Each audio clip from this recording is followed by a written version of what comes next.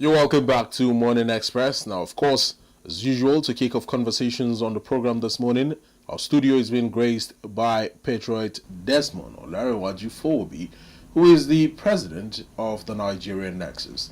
Now, of course, starting the conversation this morning, we'll be focusing on the Nigerian Senate with a recent vote of confidence passed on the Senate President, Senator Godswill Akpabio. Now, this was also followed by certain statements made by Senator Jimoh Ibrahim, who has lauded the Senate President's liberalism, thesis, leadership style, and many more.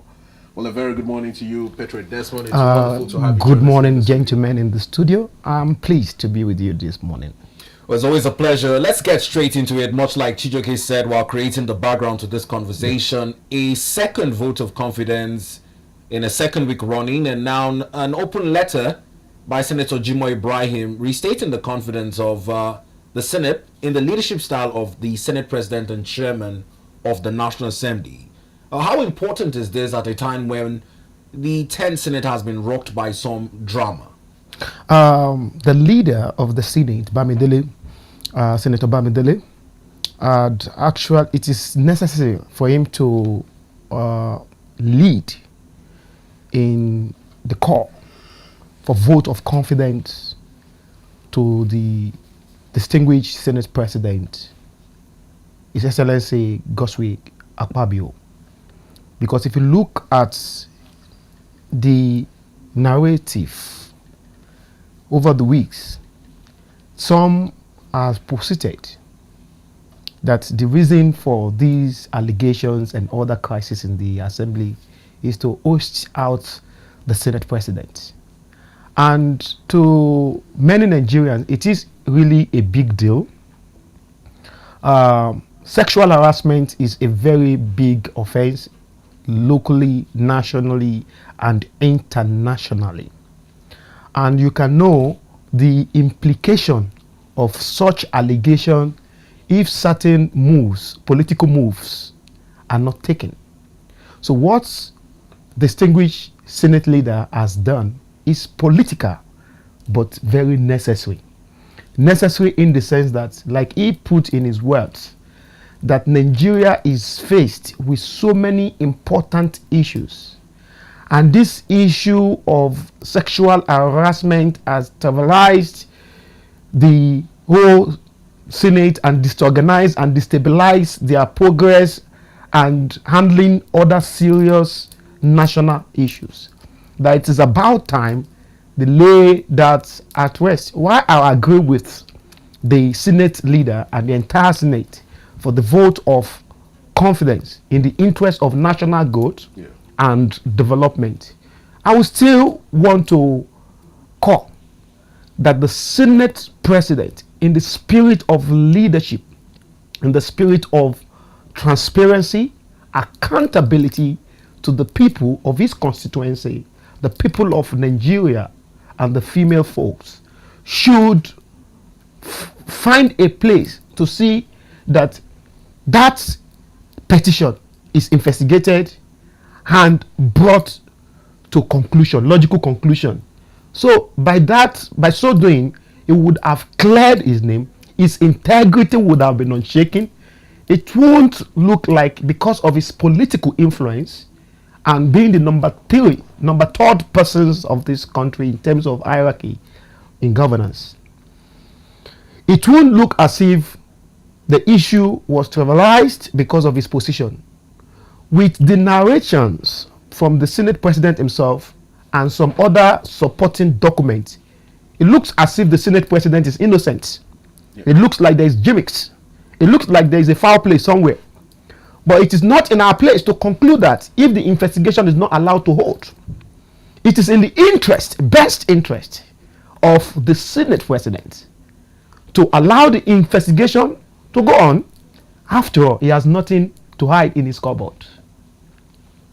Well, Pedro Desmond, one of the statements that Senator Jimoh had made is the fact that there is no way that the petition to the Interparliamentary Union, or IPU, against Senate President Senator Godswill Akpabio by the suspended, Yeah. chairman Committee on Diaspora and NGOs, Senator Yeah. Natasha, Yeah. could be considered. Yeah. Now, mind you, Senator Jimoh is the Senate's chairman, Senate Committee on Interparliamentary Affairs. Yes. Now, at some point, he served as an interim.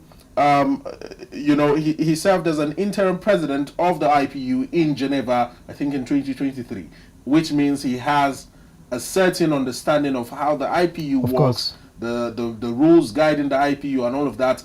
Do you stand with him when he says that this petition cannot be considered by the IPU internationally, but might be? Well, he didn't say it might be considered, but from your opinion, can it be considered internally in Nigeria at the National Assembly? Yes, it can be considered in Nigeria because of our grand norm, which is the constitution that governs the Federal Republic of Nigeria. Is the grand norm law that supersede any other treaties, any other alignments with IPU, with United Nations, with ECOWAS law and treaties. Yes. The Constitution of the Federal Republic of Nigeria declares and defines our sovereignty. And under that guise, it is impossible for any international body organization to issue a sanction or to investigate this matter. Like Senator Jimoh Ibrahim, the Chairman House Committee on Interparliamentary, has posited over the last weekend that they can only influence or to create awareness. They can only add their voice in terms of advocacy for gender equity, equality, and women, to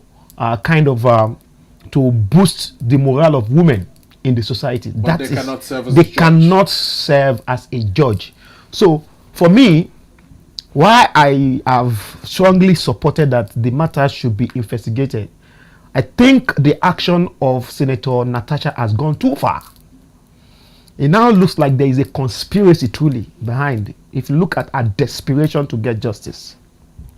You see, where Nigeria is not completely useless in terms of, I'm talking about the judicial system in Nigeria, is not completely useless the way Senator Natasha is portraying the country. First, don't forget that she has a case in the court. And in the midst of that, so many events is upholding intermittently, immediately, as if there is an orchestrated plan to host out the Senate President. Why I have been a strong advocate of fairness, justice, fair hearing. I am not in support of international public shaming of the country, judicial system, and that highly revered institution, the National Assembly. Why we, the government and the people, working seriously, working tirelessly to ensure that we bring back the glory of Nigeria, and we dream the image of this country and woes foreign investors. There are certain things that should not be, linked to Nigeria or likened to Nigeria affairs, like having this sexual harassment, taking it to national. Yes, it is individual. Yes, it might be true or false, but taking this case to international bodies to portray Nigeria in the negative light is not a very welcome development by the Senator Akpoti Natasha Uduaghan. It's as if she is working to a script. It's as if somebody has scripted what she do, and the desperation as which she's going about it. Sometimes it is possible that she might be saying the truth. It might be possible, because sometimes something that is very dark to human is open to God. But she's not even allowing nature. She's not allowing the system. She's not allowing the due law. process. She's not allowing the due process Now to take talking its about course. all these processes, I don't know if you've seen the calls for the DSS to investigate her appearance at the IPU. There's no need for that. Now they were mentioning the fact that certain There's no need clearances, for- certain clearances might have been given to her which were not due following the rules of her suspension. She's not to parade herself as a senator in or outside the country. That is, there is certain bureaucracy in Nigeria. Don't forget that her suspension was just some few days before she traveled.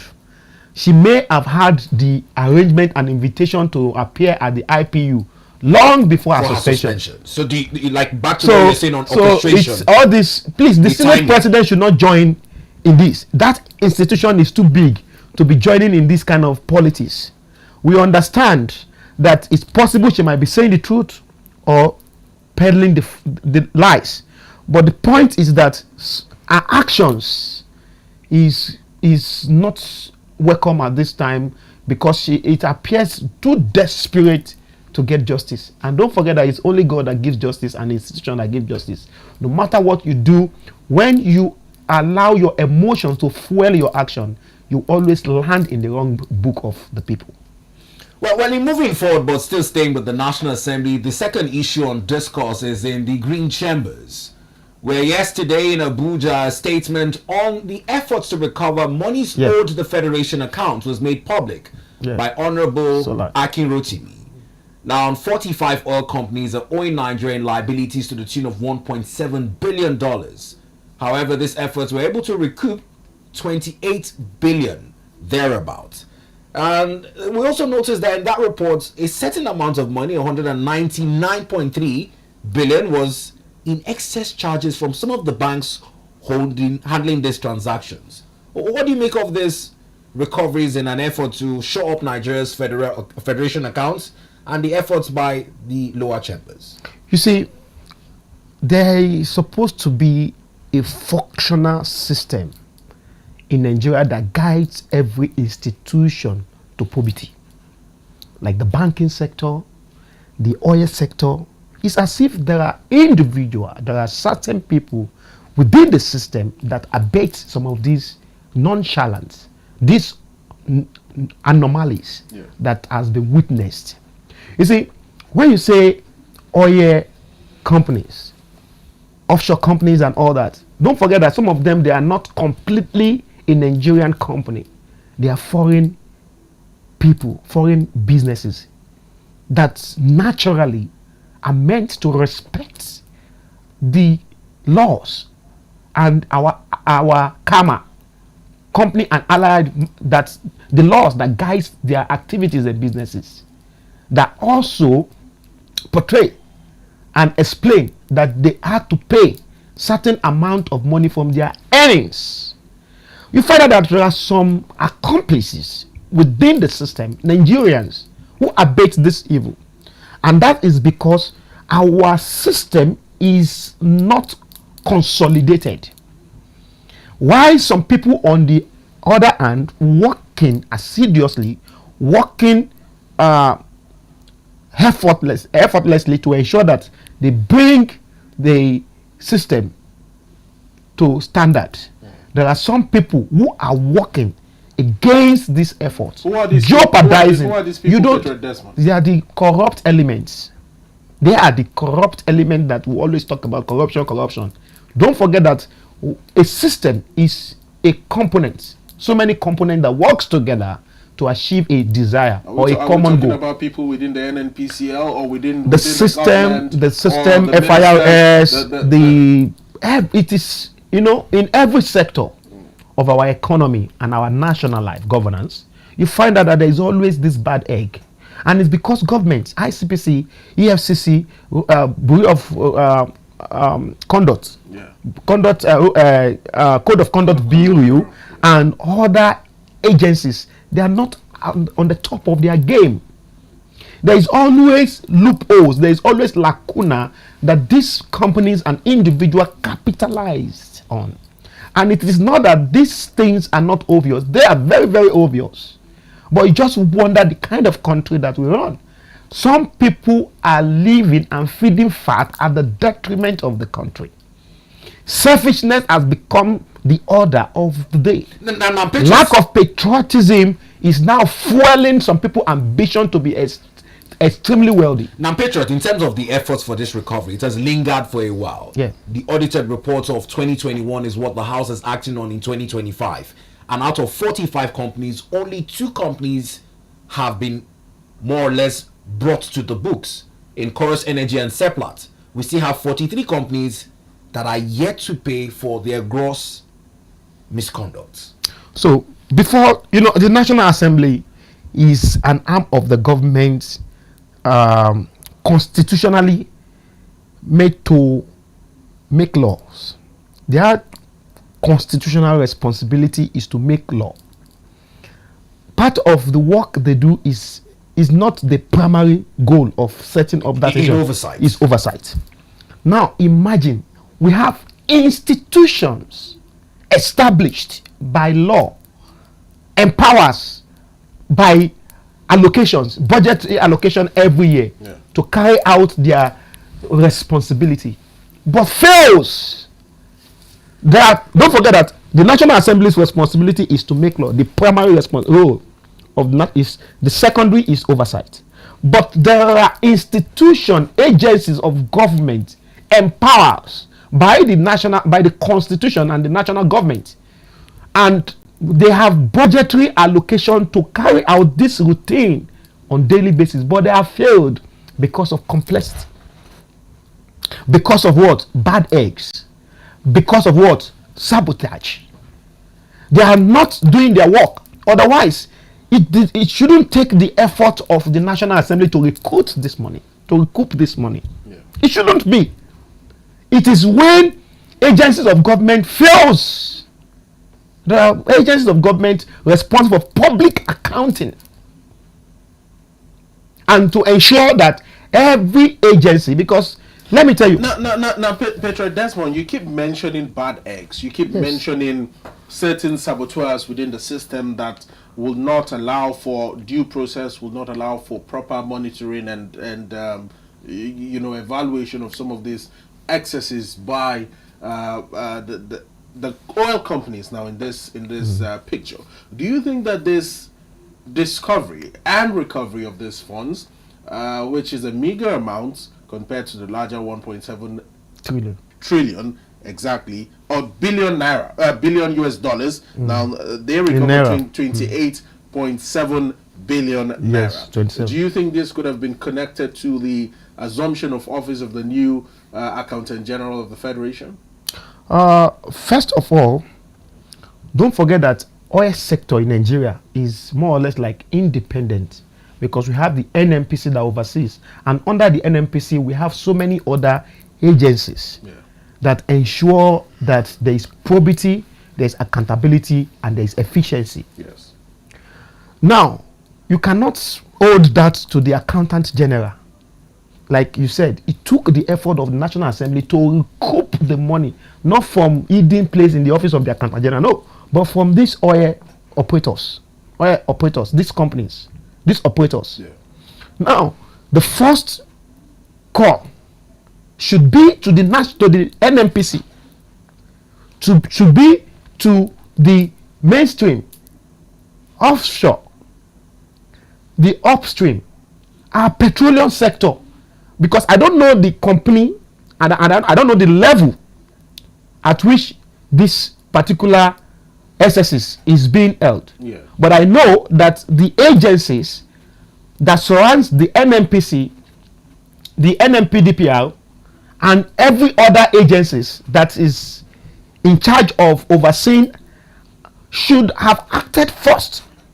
It is their failure to act as at when due that caused or made the National Assembly to oversight. Now, when you say agencies that are tasked with the responsibility of overseeing, are you mentioning NMDPRA or NNPC Limited?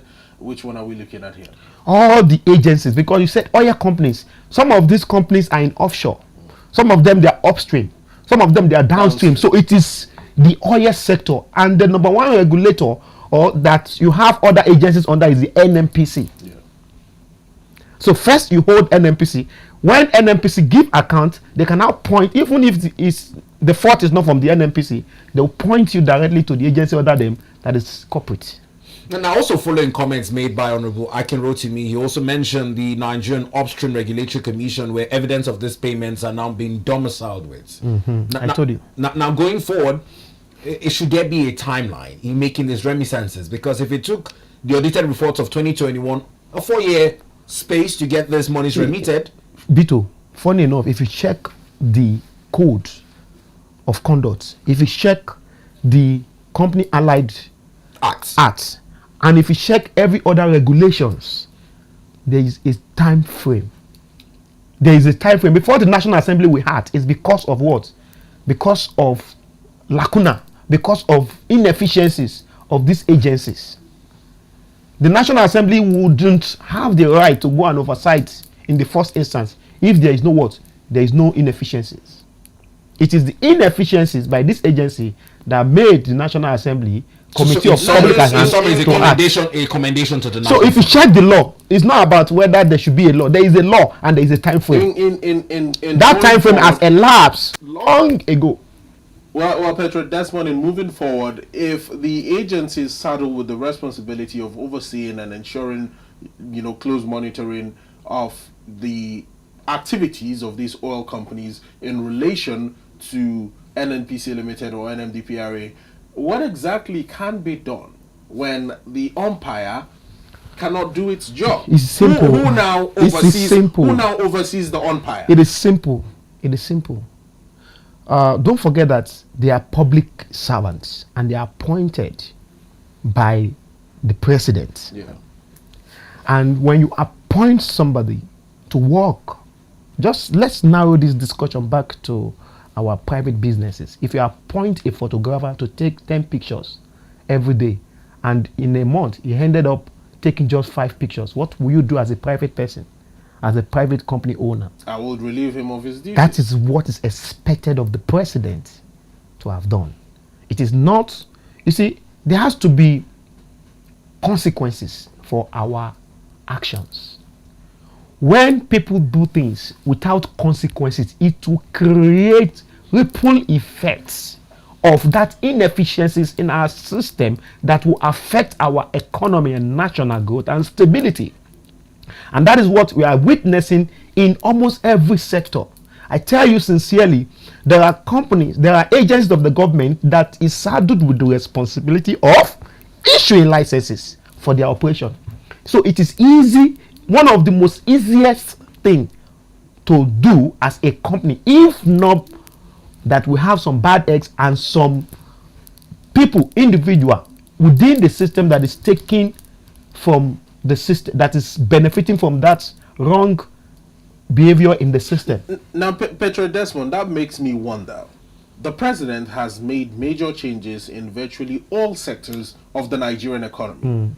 He has changed ministers, reshuffled ministers, made appointments everywhere. There are some silent, except the oil and gas. Just like we have some silent heroes in Nigeria, we have some silent corrupt people within the civil service sector.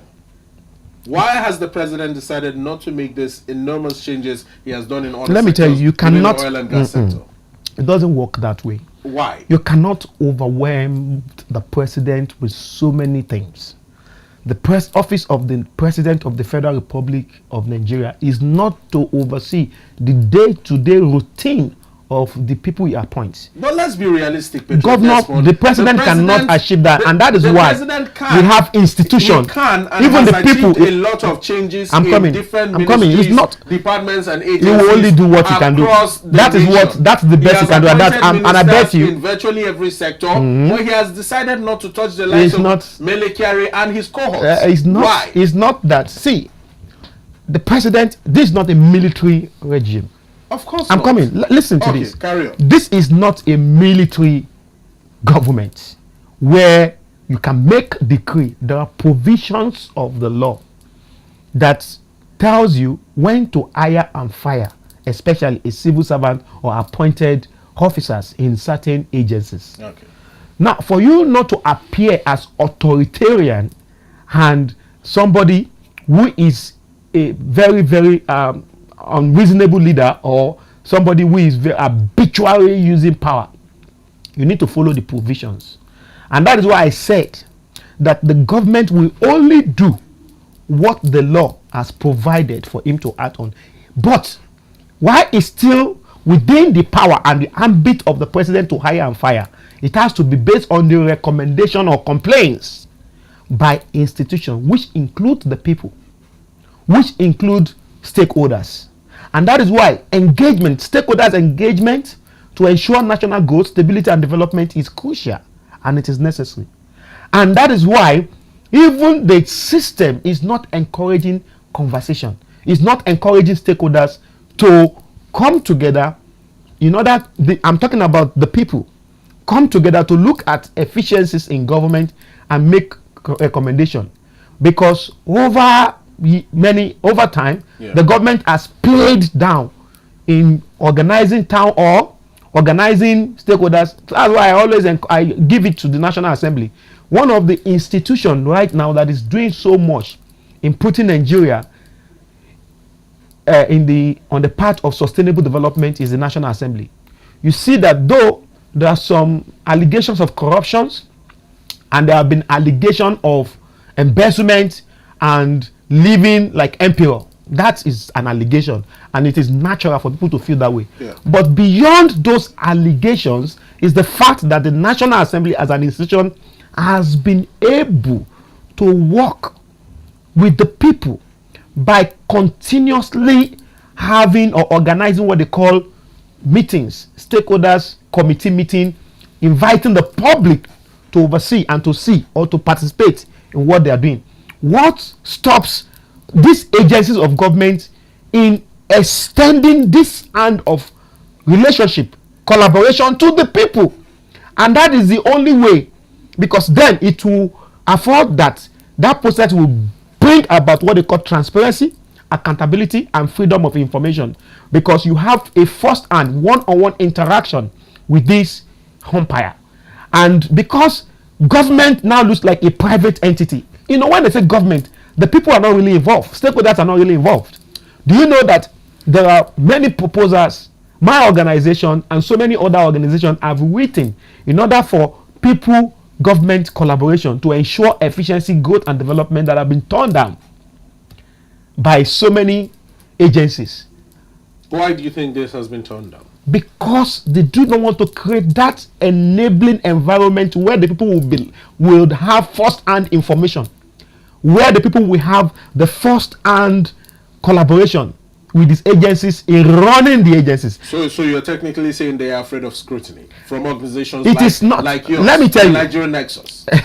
Not, yes, they are. Because let me tell you, the politics of the government is that, do you know that even the fact that as a civil servant you cannot speak? Do you know how many civil servants that call me, that speak to me and beg for what? Anonymity. That they do want to be heard in public, that will complain about so many things that is going on wrongly. That is common practice everywhere around the world. Yes. Now, we have make move to take certain responsibility to ensure that there is accountability, there is transparency, there is efficiency in government. But it looks like the government does not want to give that window or the opportunity for efficiency, for scrutiny. The government will argue that they have made the Freedom of Information Act in that regard. But you yourself, you know how difficult it is to get certain information from some ministers and some agencies. You know how difficult it is. Even to invite them to the media to come and speak to people, they always turn it. Most of them turn it down. Very true. Now, in this regard, moving forward, the basis of this issue is on our Commonwealth feel, but not just in Nigeria, where the National Assembly is making recoveries now. It's on how it affects our relationships with our neighbor.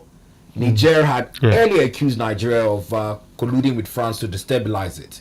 But over the weekend, there were calls from Niger to Nigeria to show leniency in allowing some of its products and goods, much like petroleum, coming to the country. This morning, greeting the front pages is the cry from marketers who are also losing out from the closure of some cross-border fueling stations. If you were part of the president's cabinet in this regard, following such a hefty allegation, would you show leniency to Niger? Well, technically, there is no logic in that comment, because Even Nigeria as a government, as a people, Nigeria as a country, Nigerians as people have suffered for too long. Fuel scarcity and major issue around fuel, petroleum products in Africa, Nigeria. And Nigeria being a large market with large number of consumers on daily basis. You cannot put up such allegation because even Nigeria at some point is sourcing. And if there have been availability of petroleum products available in Niger, Nigeria would even be willing to partner with Niger to get some of those fuel into this country. The problem is about leadership everywhere in Africa. People always like to put problem or fail to take responsibility and push blames to other people. And I think it's a common practice, not just in Nigeria, but everywhere in Africa, where they are supposed to stand up. I believe Niger also have some amount of crude. So why is Niger not have the likes of Dangote, the likes of many other companies or the country is not rich enough to have enough refineries that can even export to other African countries? So this allegation that we are conniving with France to destabilize their oil sector is false and is not something we should allow to trend for too long on these spaces. But meanwhile, don't forget the role that Nigeria has been playing over the years. The role of, if they are speaking on that, in that area regard, I think there is logic there. Because over the years, Nigeria has been playing the role of big brother, paying subsidy to feed so many African people, West African people, not just the Nigerian people. So I tell you that the level of give back to the society that Africa and Nigeria has given to some of this West African country is alarming, and they should appreciate us, commend us for that gesture, of that fatherhood that we shoulder on the rest of West African country. But having said that, I want to call on the likes of Dangote to increase production, because it's a private entity now. Dangote, although I don't know the agreement or the law, if there is any prohibition to export crude to Niger and some other African country, but I know that there has been cross-border businesses between Nigeria and Niger, not just for there is rice, there is grain, millet, fish. There have been series of trans-border.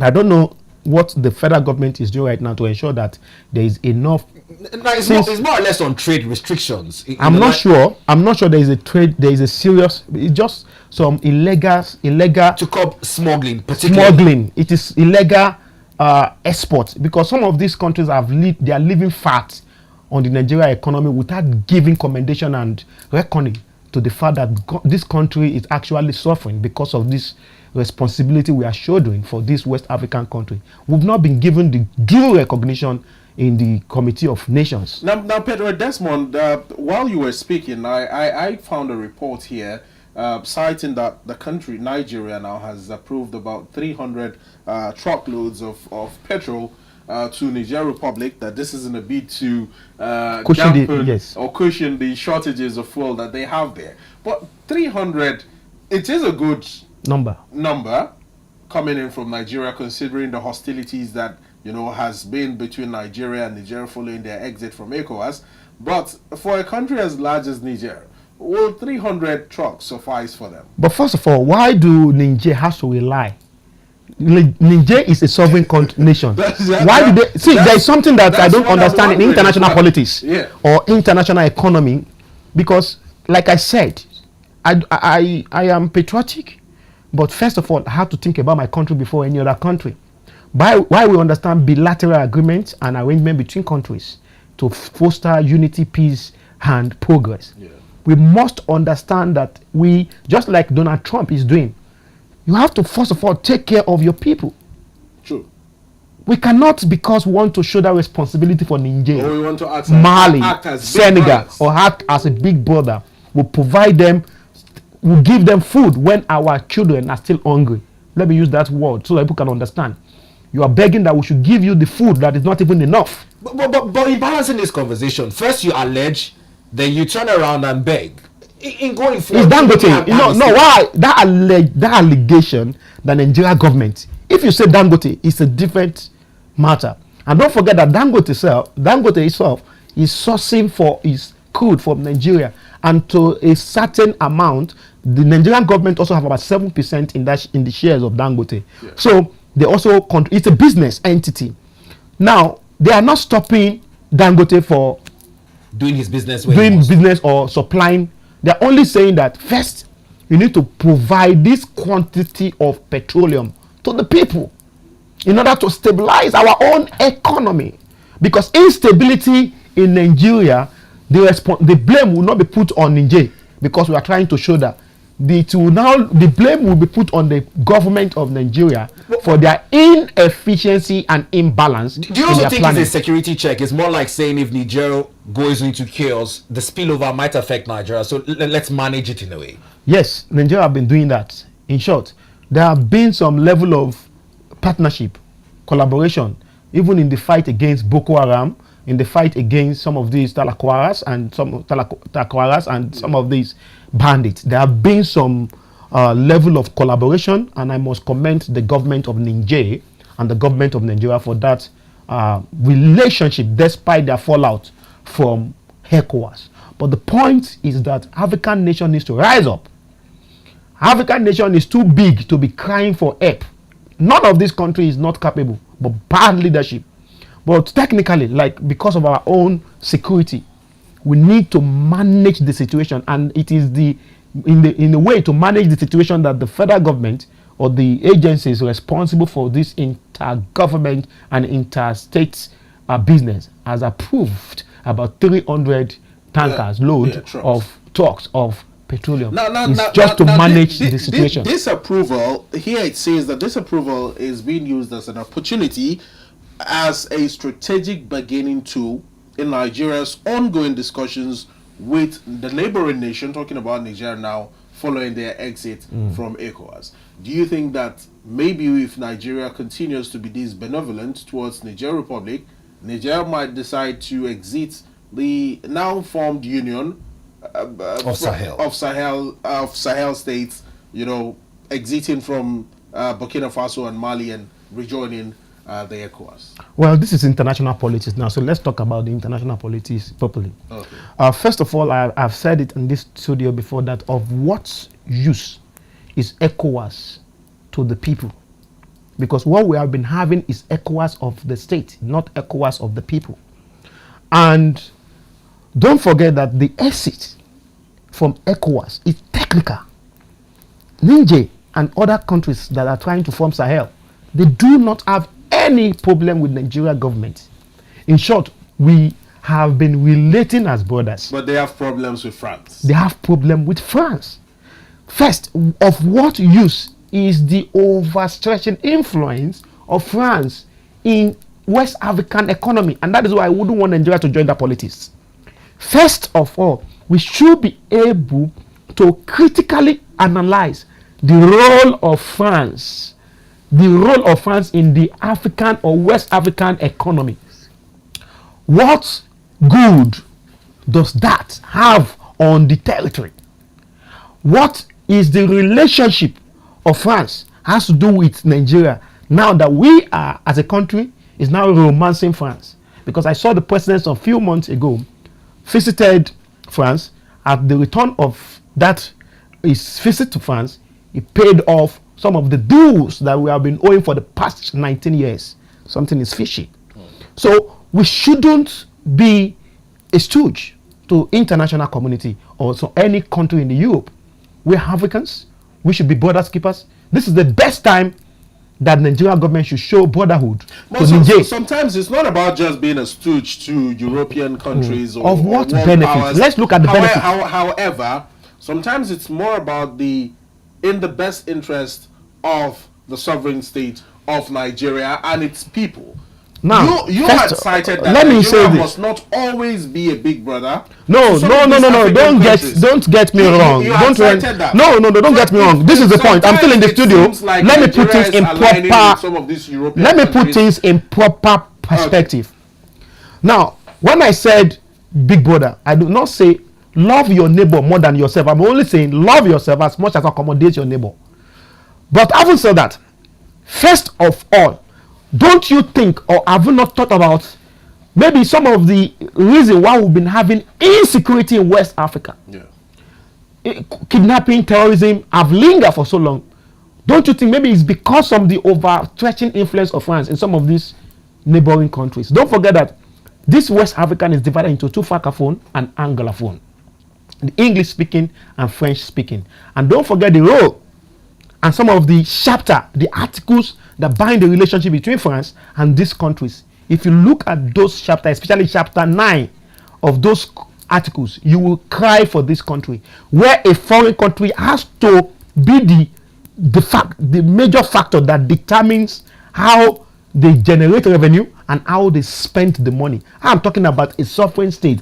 Is that not neo-colonialism? I think the whole of Africa, first of all, needs to unite. West Africa needs to unite. You need to first of all look at some of the treaties, because the effect of some of this arrangement with France and English-speaking country is not affecting them because of the proximity. It is affecting their neighbors. It's affecting us. So I think this is the best time that the Nigerian government needs to be in solidarity. First, with the African countries, to understand the role of some of these neo-colonialism, these foreigners that has invaded our land, implant their business and control our economy to their own good at the detriment of the development of the people of Africa. From the time of immemorial, from the time of colonialism, imperialist effort in Africa, till now, we are yet to gain from that relationship. The people who have benefited more from the relationship between this Africa country, European country, United States, and other countries of the world are the people from the north. They are the rich north that have benefited, leaving the poor south. When you say Africa, when you say rich north, are you talking about northern Africa or no? I'm not talking. I'm talking about the world. If you look at the map, part of the world. Northern part of the world, which is the U.S., these rich countries, Germany, France, these rich countries, the Europe countries, the American countries, they have benefited more. The only benefit due to exploitation of not just local resources, mineral resources, even human capital. All right, let's come back home. It's quarter of an hour to the end of this conversation. Let's see if we can bring in more stories making the rounds. And starting with the former president, Chief Olusegun Obasanjo, who's been very vocal in the last few weeks. Yeah. He's also now spoken on the thriving criminality in Nigeria, citing kidnappings and also drug runnings. He's now saying that most of these persons have now been even glorified by picking up traditional rulership positions in the country. That's true. Well, I must first of all commend the former president, His Excellency Olusegun Okekiola Obasanjo, the president of the Federal Republic of Nigeria in 1999 and 2006. You see, President Olusegun Obasanjo has maintained the role of a father to this country ever since he left Aso Rock. He has not been lukewarm. He has not been in oblivion like some of the governor, some of the president, and some of the leaders in the state. He has been vocal. He has written series of letters to correct some anomalies, correcting some policies. He has been vocal in terms of policy, in terms of politics, in terms of security, in terms of African development, trade, and all that. He has been vocal. You give it to that person. He's patriotic. He's patriotic, and he's one of the people that the Nigerian Nexus is looking forward to honor in our award event, the National Patriot Award that we are hosting soon. Obasanjo has been penned down for a lifetime honor, national service to this country. So, one thing I wanted to know is that if 50% or 20 or 30% of Nigerians can be as vocal in talking about policy, in talking about the civic engagement with government, the people, Nigeria would have been good for it. So whether some people read meanings to it in like maybe it's political or is not in tune with the current APC government or President Bola Ahmed Tinubu, whatever meanings you want to read to it, it is your opinion. But if you look at the commonsensical part of it, is the fact that community engagement, policy advocacy and speaking about policies and the activities of government is one of the core responsibility of citizenship, which Olusegun Obasanjo, ex-president of the country, has not wavered in obliging to the country. Many people have accused him of being this very vocal about some of the inadequacies in today's Nigeria and Nigeria's political space due to his strained relationship with the President Bola Ahmed Tinubu, when he was governor of Lagos State, and former President Chief Olusegun Obasanjo was president between 1999 and 2007. I don't know if the people you're referring to are from alien. They are alien. They are Nigerians. And from Jupiter. They are Nigerians. Or from France. Public affairs analysts. They are not. If they are public, no, not like myself. I am very much in tune with what is happening in Nigeria since maybe 1999 till date. I've been out there in political space. Olusegun Obasanjo has been vocal, even in the days of PDP governments. Do you know the banter between Olusegun Obasanjo and his predecessors, especially Goodluck Ebele Jonathan? Have you forgotten? Do you know the number of letters Olusegun Obasanjo wrote between 2013 and 2014 to the same grandson politically, Goodluck Ebele Jonathan? So it is not about what happened between him when he was the president and the governor of Lagos State, Bola Ahmed Tinubu, when he was governor of Lagos State, and Olusegun Obasanjo when he was the president of the Federal Republic of Nigeria. No.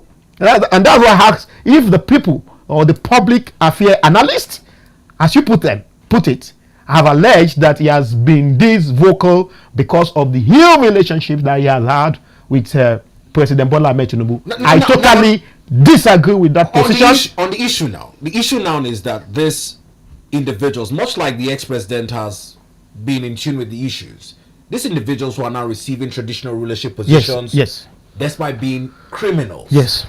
How do we fix the issue? I see the National Assembly talking about the relevance of the traditional stool, but hasn't mentioned something is really wrong with our system, and I am very, very happy. I didn't even know how I skipped that aspect of question that Chijoke asked.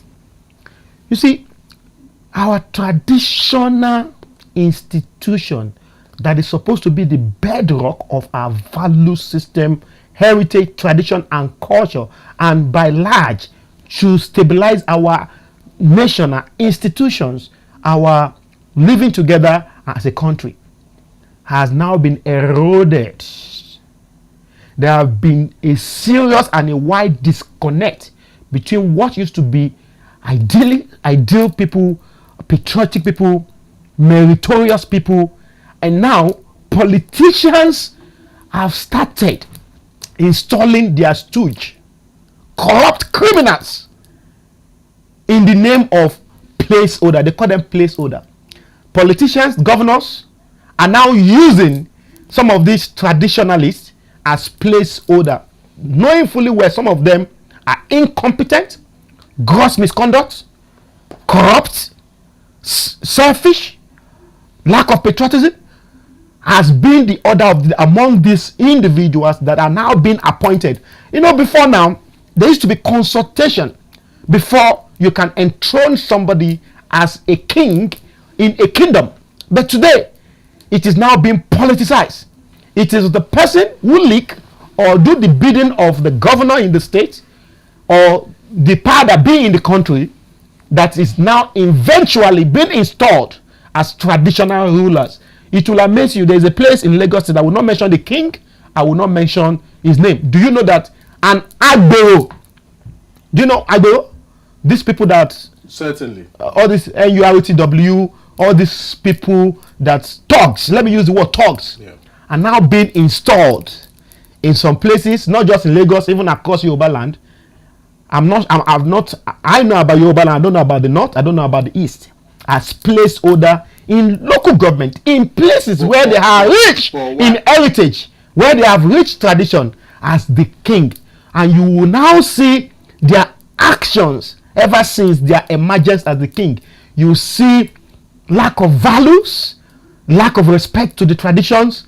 You now see kings going to night parties. You now see king throwing money in parties. You now see king being loaded with gold, something that is not part of our culture and tradition. You see, it is really uncalled for, and this is the best time for us to address this so that this country will not be consumed. Naturally, the traditional institution are supposed to be the role model, modeling people of the natives, modeling the natives, modeling the aboriginals, providing cultured value system to the people.